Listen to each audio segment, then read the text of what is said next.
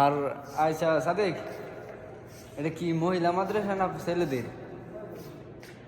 তো এটা হচ্ছে মানে এটা হচ্ছে আপনার মহিলা মাদ্রাসা, যেটা আমরা গার্লস স্কুল বলি, এটা হচ্ছে গার্লসের, ছেলেদের না।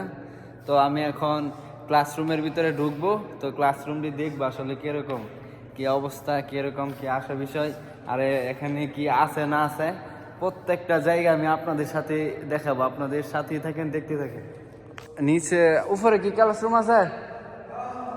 তো আমরা এখন এই যে নিচে ক্লাসরুম এটি দেখি, আপনাদের সাথে থাকেন, দেখতে থাকেন। তো এটা হচ্ছে ক্লাসরুম।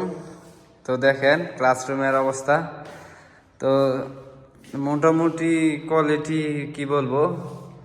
আর এটা হচ্ছে এই যে স্যারের যে ইয়াটা, মানে বসে থাকে স্যারের, মনে হয় যে এদিকে ক্লাস করে।